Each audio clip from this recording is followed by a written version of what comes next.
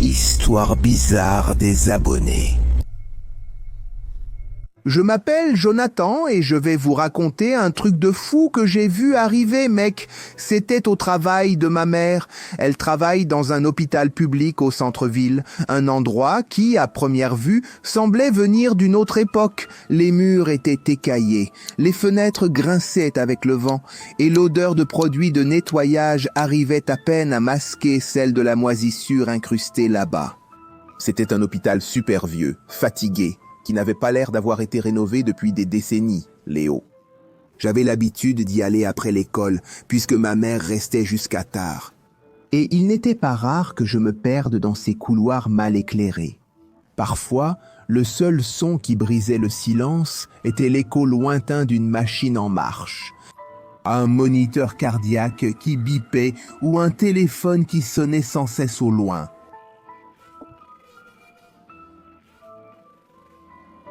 Un de ces jours-là, il s'est passé quelque chose qui ne m'est jamais sorti de l'esprit. J'étais dans la chambre de ma mère, en train de dessiner n'importe quoi pour passer le temps. Pendant qu'elle tapait le rapport sur un ordinateur qui semblait presque aussi vieux que l'hôpital. Soudain, le bruit du fax a commencé à retentir. Curieusement, le fax était presque obsolète dans cet hôpital. C'était une relique laissée dans un coin, poussiéreuse et presque oubliée là-bas. La machine à fax a commencé à imprimer. Ma mère m'a regardé surprise, plus personne n'utilisait ça. Elle m'a demandé si j'avais appelé, mais j'ai dit que non. Quand le papier est enfin sorti, elle a pris le document en fronçant les sourcils. Je me suis levé et je suis allé vers elle, curieux. C'était un rapport médical ou quelque chose de similaire, mais il y avait une anomalie. Le nom du patient qui figurait sur cette feuille n'existait pas. Sérieusement, même pas la date.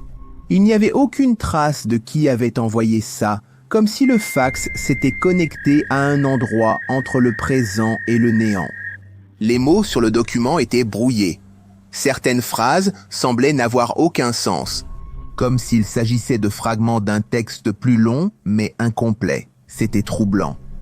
Ça doit être une erreur du réseau. Mais j'ai remarqué qu'elle aussi était déconcertée par ce qui s'était passé. Une suite de chiffres qui ne semblait correspondre à aucun type de code, ou à une identification qu'elle connaissait. Nous avons essayé d'oublier cela. Elle a froissé le papier et l'a jeté, mais je n'ai jamais pu arrêter d'y penser. Qui était ce patient qui n'était pas là?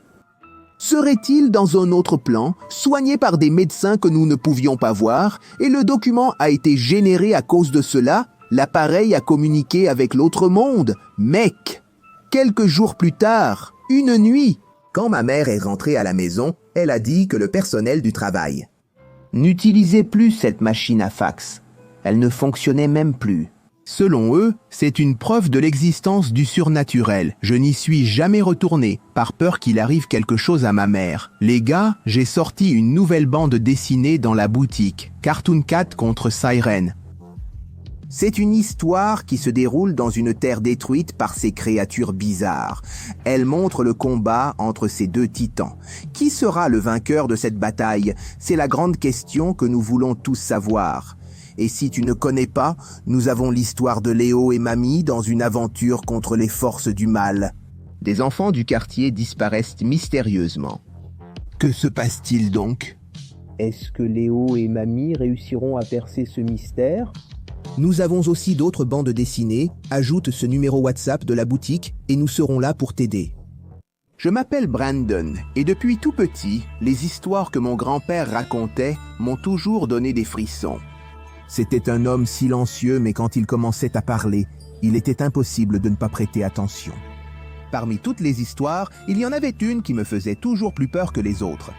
Celle de Monsieur Bigode, un usurier qui, si tu n'avais pas l'argent à lui donner, te réclamait quelque chose de plus précieux que l'argent lui-même.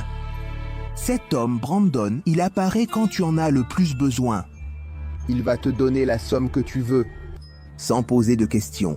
Mais quand vient le moment de payer, si tu n'as pas l'argent, tu auras des problèmes.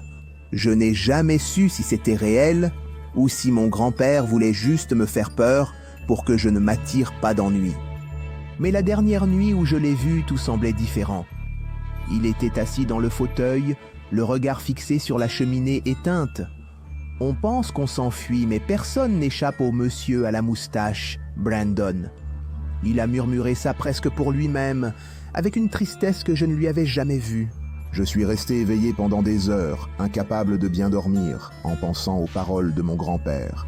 Quand j'ai finalement réussi à m'endormir, j'ai rêvé d'un homme grand et maigre, habillé en noir, avec un chapeau qui cachait un peu son visage. Il se tenait dans un coin de ma chambre, me regardant avec des yeux vides et un sourire qui fendait l'obscurité. Je me suis réveillé haletant et en sueur froide, tout semblait être un cauchemar. Mais la sensation que quelque chose n'allait pas ne m'a pas quitté. Je me suis levé et je suis allé directement dans la chambre de mon grand-père, espérant qu'il dormait paisiblement. Mais je l'ai trouvé allongé. Je l'ai appelé, mais il ne répondait pas, mec. J'ai touché sa main, froide comme de la glace. Mon grand-père était parti pendant la nuit, sans bruit ni avertissement. C'était comme s'il était simplement parti. Emporté par un fantôme du passé, je suis resté là, immobile. Un grand vide m'envahissait. J'ai cherché un indice autour de moi. Quelque chose qui expliquerait ce que je ressentais. Mais je n'ai trouvé que le silence. Le lendemain matin, alors que la famille se réunissait pour pleurer sa perte, je suis allé dans sa chambre et en fouillant dans les tiroirs de son armoire, j'ai trouvé un vieux cahier avec lequel il était toujours en train de jouer. J'ai feuilleté les pages jusqu'à trouver une sorte de contrat. Celui avec le nom de mon grand-père et la signature effacée de Monsieur Moustache. La clause finale était là. Clair comme le jour. Si le paiement n'est pas effectué, l'âme du débiteur sera à moi. Tout prenait sens maintenant. La peur dans les yeux de mon grand-père et les prières précipitées avant de dormir. Les profonds soupirs qu'il poussait quand il pensait que personne ne le regardait. Il fuyait une dette qu'il ne pouvait pas payer. Et cette nuit-là, Monsieur Moustache est finalement venu réclamer. Depuis, je n'arrive plus à bien dormir. La présence que j'ai ressentie dans mon rêve semblait réelle. Comme s'il était encore en train de m'observer. Parfois, j'ai l'impression de voir une ombre bouger dans le coin de ma chambre, où j'entends une voix lointaine m'appeler. Est-ce que Monsieur Moustache se serait arrêté ici? Est-ce qu'il m'attend maintenant? Ou reviendra-t-il pour que je paie quelque chose qui est resté en suspens? Bonjour Léo, je suis Pedro, 14 ans. Cette histoire ne m'est pas arrivée, mais à un voisin qui habitait en face de chez moi. Il était un peu étrange. Il avait la peau pâle et ne sortait presque jamais de chez lui, sauf pour aller à l'école, où je voyais la tête du gars. Son père buvait beaucoup et rentrait toujours à la maison stressé, une canette de bière à la main, ce qui provoquait beaucoup de disputes. Un jour, son père est rentré bien plus énervé que d'habitude et a commencé à se disputer avec sa mère devant la porte de la maison. J'ai entendu le bruit et je suis vite allé voir par la fenêtre ce qui se passait. Il a insulté la mère pendant que mon voisin observait simplement en silence. Sa mère a commencé à pleurer et est rentrée dans la maison pendant que son père se dirigeait vers la voiture pour partir. Avant de monter dans la voiture, mon voisin a dit quelque chose que je n'ai pas pu entendre, mec. Mais ça a énervé son père. Il est monté dans la voiture et il est parti. Le lendemain, j'ai appris la nouvelle que son père était décédé dans un accident de voiture. Je me suis sentie mal et j'ai décidé d'aller chez mon voisin pour voir comment il allait. J'ai frappé à la porte pendant une vingtaine de minutes, sérieusement. Mais personne ne répondait, jusqu'à ce qu'une dame ouvre la porte. Je lui ai demandé « Excusez-moi, madame, savez-vous où est le garçon qui habite ici ?» Elle m'a regardé, confuse, en disant qu'elle habitait ici depuis des années et ne savait pas de quel garçon je parlais. Après ça, je me suis excusé et je suis parti. J'ai demandé à plusieurs personnes, y compris à mon père et à ma mère. Mais personne ne se souvenait d'un garçon là-bas, ni d'une famille vivant dans cette maison. Ils m'ont seulement dit que c'était la dame qui habitait là. Jusqu'à aujourd'hui, je me demande si tout cela n'était pas le fruit de mon imagination, puisque j'étais petit à l'époque, non? Cependant, j'entends encore la voix de ce garçon venant de cette maison. Je m'appelle Roberta et j'ai toujours adoré mes poupées. Elles étaient à mes amies, mes compagnes.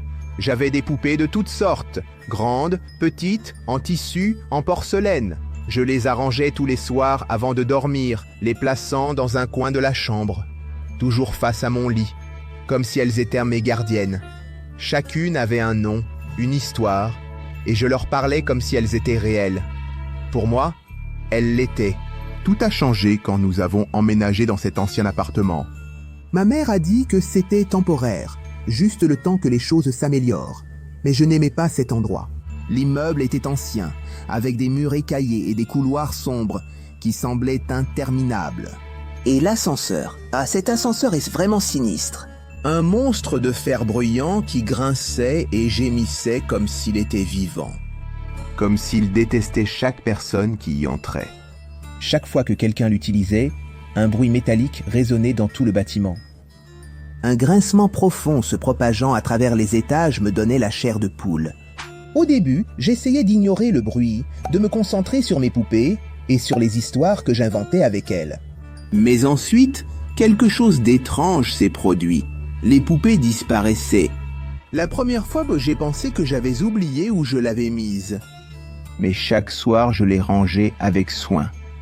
Et au matin, l'une d'elles n'était plus là.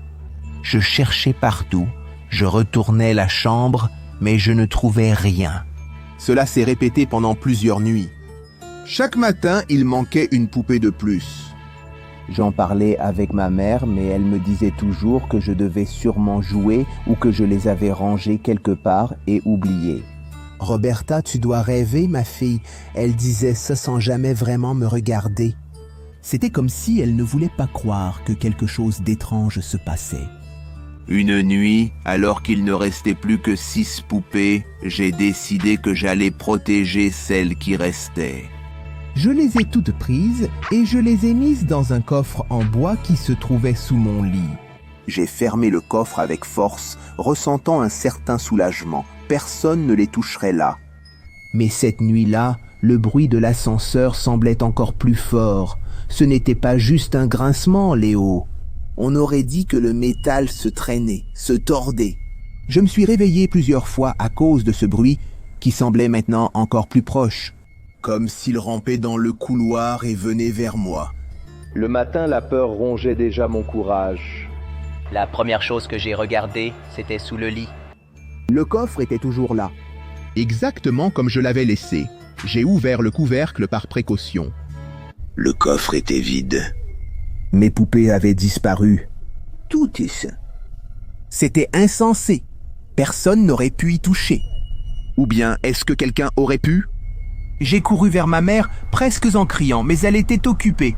Toujours quelque chose de plus important à faire. Arrête de jouer, Roberta, je t'ai déjà dit. Tu es peut-être trop grande pour ces poupées. Tu y as pensé ? Désespéré, j'ai passé la journée à chercher partout dans les tiroirs et les armoires. Je suis allé jusqu'à l'armoire de ma mère pour voir si elle ne cachait pas mes poupées. Mais je n'ai rien trouvé. C'était comme si mes poupées n'avaient jamais existé. Cette nuit-là, j'étais seul dans la chambre. Je ressentais le poids du vide, là où se trouvaient autrefois mes compagnes. J'avais peur, pas seulement à cause de leur disparition, mais aussi à cause du bruit. Le son de l'ascenseur était maintenant constant. Comme s'il avait fonctionné toute la nuit. Mais l'immeuble était silencieux. Tout le monde dormait. L'ascenseur semblait vivant. Il montait et descendait. Il montait et descendait. Il n'y avait personne. J'ai décidé de vérifier le couloir dans l'intention d'aller chercher un verre d'eau dans la cuisine. J'ai ouvert doucement la porte de la chambre et suis tombé nez à nez avec l'obscurité. Mais ce qui m'a vraiment effrayé, c'était le bruit de l'ascenseur qui venait de l'extérieur. Il était arrêté à notre étage. Et il était plus d'1h du matin. Plus ou moins. Par le Judas, j'ai vu la porte entr'ouverte. Une faible lumière clignotait à l'intérieur. Mon cœur s'est emballé. Il y avait quelque chose là-bas. Vieux. Mais il faisait si sombre qu'on voyait à peine. La porte s'est ouverte un peu plus, avec un long grincement insupportable. Et c'est là que j'ai vu. Au fond, alignées, il y avait mes poupées. Toutes celles qui avaient disparu. Avec des yeux vitreux fixés sur moi. Elles étaient différentes, sales, avec les cheveux emmêlés. Certaines avec de petites déchirures. Il y avait des marques de doigts sur le visage. C'était comme si quelque chose les avait serrés très fort et avait écrasé le plastique. J'ai fait un pas en arrière et l'ascenseur a claqué la porte avec fracas, descendant lentement, les emmenant vers un endroit où je ne devrais jamais aller. J'ai couru jusqu'à ma chambre et j'ai fermé la porte, me recroquevillant sous les couvertures. On aurait dit que cet ascenseur était venu me montrer ce qu'il avait fait à mes poupées. Il les a même amenées à mon étage, puis il est reparti en disant « Je suis avec elles, viens les chercher ». Même si je les aimais beaucoup, je n'ai pas eu le courage d'ouvrir la porte et d'aller les chercher. Je ne connaissais pas les intentions de cette chose. Je ne les ai jamais revues. Je prends toujours les escaliers. Et quand je passe près de l'ascenseur, j'y pense toujours. Salut Léo, je m'appelle Émilie et aujourd'hui je vais te raconter quelque chose de terrifiant. Qui m'est arrivé. Il y a quelques jours, je suis allé avec ma famille à la ferme de mon arrière-grand-mère. Je n'y étais jamais allé pour y dormir, tu vois. On y allait toujours et on revenait le même jour. Mais cette fois, on allait y passer tout le week-end. Quand nous sommes arrivés, il était déjà environ 4 heures de l'après-midi. Mon arrière-grand-mère nous a accueillis et a prévenu mon frère et moi qu'on ne devait pas quitter la compagnie de nos parents la nuit parce qu'aussitôt que le soleil disparaissait et que l'obscurité arrivait, il rôdait par là. Nous avons demandé qui c'était, mais mon arrière-grand-mère nous a seulement dit de faire très attention. Faites attention, mes petits-enfants, car la nuit ils rôdent par ici. Ne sortez pas sans vos parents, d'accord ? Sans moi et sans aucun adulte à proximité. Parce que sinon ça pourrait mal tourner. Si jamais, tu mets le petit pot à côté de ton lit pour ne pas aller dehors. La nuit était déjà tombée quand Umberto, mon petit frère, s'est réveillé et a dit qu'il voulait aller aux toilettes. La maison était ancienne et il n'y avait pas de toilette à l'intérieur, mec. Il fallait aller dehors dans une sorte de cabine pour faire ses besoins. Alors je suis sortie de la chambre sans réveiller mes parents, j'ai pris une lampe de poche et j'ai emmené Umberto pour qu'il puisse se soulager. En arrivant là-bas, j'ai remarqué que les toilettes étaient fermées à clé et je ne savais pas où était la clé. Alors je l'ai emmené faire dans les buissons. Juste là, tout près, pendant qu'il finissait, je regardais autour pour voir s'il n'y avait rien d'étrange. J'ai eu une frayeur quand j'ai regardé de l'autre côté de la clôture et que j'ai vu un homme grand et maigre avec un sourire effrayant et les yeux grands ouverts. J'ai crié et tiré mon frère qui avait terminé, puis nous avons couru jusqu'à la maison. Je lui ai raconté ce que j'avais vu et nous n'avons pas réussi à bien dormir cette nuit-là. La nuit suivante, c'est moi qui ai eu envie d'aller aux toilettes, mais cette fois, je savais où était la clé. J'avais demandé à ma grand-mère où elle était et elle m'a dit qu'elle était accrochée derrière la porte. J'y suis allé avec beaucoup de peur. J'ai laissé mon petit frère dormir. Le problème était le mien et je devais le résoudre. J'ai marché lentement, en regardant de tous les côtés. Tout était normal jusqu'à présent. Quand j'étais dans la salle de bain en train de me soulager, j'ai entendu des pas s'approcher de moi et des rires macabres. Je savais que c'était cet homme étrange. J'ai rapidement verrouillé la porte et je suis resté silencieux. J'ai senti des coups contre la porte. On aurait dit que toute la structure allait s'effondrer. Ouvre cette porte. Il y a quelqu'un là-dedans. Mais je n'ai pas fait un bruit. Ce n'est qu'après une demi-heure qu'il est parti. J'ai fini par faire caca tellement j'avais peur. Le lendemain, j'ai demandé à mon arrière-grand-mère qui il était, l'homme qui se promenait là la nuit. Elle m'a dit qu'il s'agissait de l'âme d'une personne qui avait travaillé à la ferme, s'occupant des animaux, et qui était morte quelques années auparavant. Après ça, j'ai appelé quelques-uns de mes cousins et Umberto pour aller jusqu'à la clôture où j'avais vu l'homme, et nous avons vu une vache morte avec des traces de griffures. Ah, mon fils, j'ai arrêté d'élever des animaux ici parce qu'ils les mangent. Il mange tout, il tue. Tout de façon sanguinaire. Il y va et il élimine la bête. Il se nourrissait probablement des animaux, non ? Ou il faisait ça juste pour s'amuser ? Je ne sais pas, Léo, mais c'était impressionnant. Les gars, j'ai sorti une nouvelle bande dessinée dans la boutique. Cartoon Cat contre Sirène. C'est une histoire qui se déroule dans un monde détruit par ces créatures bizarres et qui montre le combat entre ces deux titans. Qui sera le vainqueur de cette bataille? C'est la grande question que nous voulons tous savoir. Et si tu ne connais pas, il y a une histoire de Léo et Mamie dans une aventure contre les forces du mal. Des enfants du quartier disparaissent mystérieusement.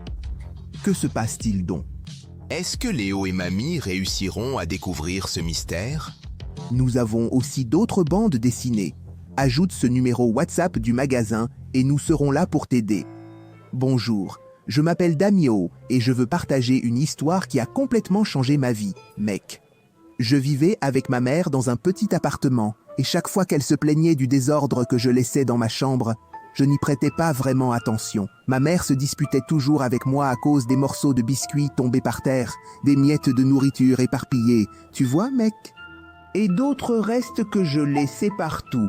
J'avoue que je ne m'en souciais pas trop. Je balayais toujours un peu, donc ça m'allait. Elle disait que ça allait attirer des bêtes dans ma chambre, mais je n'écoutais jamais, tu vois. Jusqu'au jour où elle a arrêté de balayer pour que j'apprenne la leçon, tu vois? Tout a commencé à changer une nuit, Léo. Quand j'ai commencé à entendre des bruits étranges pendant que je dormais, je me faisais réveiller par des bruits mystérieux. Mais j'avais toujours trop peur de regarder pour voir ce que c'était. Mon cœur battait à toute vitesse, mais je me forçais à me rendormir, croyant que ce n'était que le fruit de mon imagination. Mais une nuit, tout est devenu plus réel. Je me suis réveillé en panique et j'ai vu une grande ombre dans le coin de ma chambre. Mon corps s'est figé, mec, de peur. J'ai couru appeler ma mère. Qu'est-ce que c'est que ça? Il y a quelque chose ici dedans. Elle est venue rapidement. Mais en regardant dans la chambre, elle n'a rien trouvé. Qu'est-ce que c'est, mon Dieu? J'ai vu ce truc-là. Il y avait quelque chose, j'en suis sûr. Elle a dit que ça pouvait être des cafards attirés par les restes de nourriture. Mais je n'y ai pas trop cru, tu vois, mec. J'ai vu une grande ombre. Un cafard, c'est un truc petit. J'ai cru à quelque chose de surnaturel, sans aucun doute. Si ce ne sont que des animaux venimeux, ça va. Mais je pense que ce n'est pas ça, hein? La situation s'est aggravée quand, une nuit, je me suis réveillé avec une douleur insupportable au pied. « Aïe, mon pied !» J'ai crié désespérément à ma mère qui passait dans le couloir. Elle s'est précipitée pour allumer la lumière. Quand la lumière s'est allumée, on a vu que mon pied saignait beaucoup. J'ai juré à ma mère que c'était un énorme rat qui m'avait mordu. Elle avait l'air sceptique, mais quand on a regardé sous le lit, on a trouvé un trou d'environ 40 cm de diamètre. Mon pied a enflé très rapidement et j'ai dû recevoir plusieurs injections, mec. Le médecin a dit que si j'avais attendu un peu plus longtemps pour me faire soigner, je pourrais perdre le membre. Après, elle a parlé au syndic de ce qui s'était passé et elle a trouvé tout ça bizarre parce que ce trou menait à un étage abandonné de la copropriété qui servait seulement à entreposer des affaires. Depuis cette nuit-là, je n'ai plus réussi à dormir seul dans ma chambre. Ma mère a fini par me laisser dormir avec elle à cause de ça. Mais mec, j'ai vraiment vu dans cette obscurité une bête qui ressemblait à un rat en train de me mordre le doigt. Je le jure. Histoire bizarre des abonnés. Bonjour, je m'appelle Grégory. Je suis un garçon de 11 ans et j'ai vu quelque chose de bizarre se passer à l'école. Au dernier trimestre, ma professeure Caroline est partie en congé maternité. À sa place, un professeur remplaçant nommé Denis est arrivé. Il était très différent des autres professeurs. Il portait toujours des vêtements noirs, des lunettes de soleil et avait de très longs cheveux, ressemblant à un rocker. Le plus curieux, c'est que j'avais l'impression d'avoir déjà vu Denis quelque part auparavant. Tout semblait normal jusqu'au jour où, pendant la récréation, j'ai vu Denis venir du fond de l'école, un endroit où les élèves n'avaient pas le droit d'aller. L'année dernière, j'avais sauté le mur et j'y étais allé en cachette et je savais qu'il n'y avait que des arbres à cet endroit.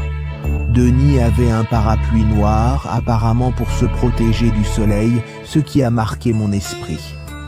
L'heure de son cours est arrivée. Et à un moment donné, une des filles s'est approchée pour lui poser une question. Mais il a commencé à devenir étrange et lui a dit de s'asseoir tout de suite en disant qu'il l'aiderait plus tard. Ce jour-là, il est sorti de la salle et n'est plus jamais revenu.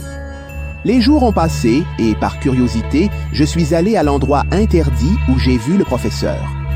C'est là que j'ai découvert quelque chose de troublant. Au milieu des arbres, il y avait des constructions en béton. J'ai vu ce qui semblait être un couvercle bouger. Et de là, Denis est sorti, furtif, comme s'il ne voulait pas être vu. Après environ 10 minutes paralysé derrière l'arbre, je suis allé jeter un coup d'œil, mec. Je pensais que c'était une boîte d'égout, mais en fait c'était une pierre tombale. Il y en avait 2 là-bas. La photo de Denis était sur l'une d'elles et il avait le nom de famille de l'école. Ce gars est déjà mort et il est revenu pour nous donner des cours. Je suis donc allé demander à la directrice ce qui se passait. La directrice m'a accueilli avec un regard curieux quand je suis entré dans son bureau. J'ai pris une grande inspiration et j'ai tout raconté. Ses yeux se sont écarquillés, mais elle est restée calme et m'a demandé d'attendre là pendant qu'elle vérifiait quelque chose. Après quelques minutes qui m'ont semblé des heures, elle est revenue avec une expression sérieuse et m'a dit que le nom de famille de Denis était effectivement le même que celui de l'école, car il était le petit-fils de la fondatrice.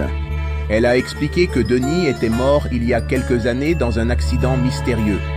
La directrice m'a demandé de garder ce que j'avais vu secret, disant qu'elle enquêterait sur la situation. Dans les jours qui ont suivi, l'atmosphère de l'école est devenue encore plus sinistre. Denis continuait à donner des cours, mais ses comportements bizarres devenaient de plus en plus fréquents. Il évitait toujours la lumière du soleil, fermait toutes les fenêtres de la salle et son regard semblait de plus en plus vide et effrayant. Puis, quelque chose d'encore plus troublant s'est produit. La directrice, alors qu'elle enquêtait sur l'histoire de Denis, a eu un accident mystérieux. Elle a été retrouvée inconsciente au sous-sol de l'école, exactement là où je l'avais vue sortir de cette tombe, mec. Le sujet était évité. Peu après, une nouvelle directrice est arrivée. C'était une femme plus âgée et corpulente, avec le même nom de famille que Denis. Elle s'appelait Mathilde. Dès son arrivée, l'école a commencé à changer. Les murs semblaient plus sombres, les couloirs plus froids, et il n'y eut plus de jours ensoleillés à cet endroit. La présence de Mathilde était oppressante. Elle semblait tout savoir de ce qui se passait à l'école et, d'une manière ou d'une autre, elle avait toujours une longueur d'avance sur toute tentative d'enquête ou de questionnement. J'ai commencé à remarquer que certains enfants disparaissaient pendant des jours. Et quand ils revenaient, ils étaient différents. Ils avaient des marques rouges autour du cou, des poignets et d'autres parties du corps. Leurs yeux étaient vides et ils agissaient de façon étrange, comme s'ils étaient sous une sorte de contrôle. Cependant, avant que je puisse poursuivre mon enquête, ma famille a déménagé dans une autre ville. Et donc, j'ai quitté l'école, n'est-ce pas? Je ne sais pas comment les choses sont là-bas aujourd'hui, mais j'espère que ça s'est amélioré. Tout a commencé quand j'ai décidé d'essayer un truc qu'un gars que je connaissais m'a proposé à une fête. Je n'avais pas le courage d'aborder une fille, alors j'ai eu recours à ça. Maudite soit la nuit où j'ai pris cette décision. Comme j'étais étranger, j'avais un peu peur de parler une autre langue et d'avoir une relation là-bas. J'étais un jeune homme sain et plein d'énergie. Mais ça a été le début de l'abîme. Alors, quand j'ai cligné des yeux, ça faisait déjà quelques mois que je menais cette vie, semblable à celle d'un mendiant. J'avais l'habitude d'errer dans les rues de Las Vegas, la ville qui ne dort jamais, mais où l'obscurité rôde dans les coins les plus inattendus.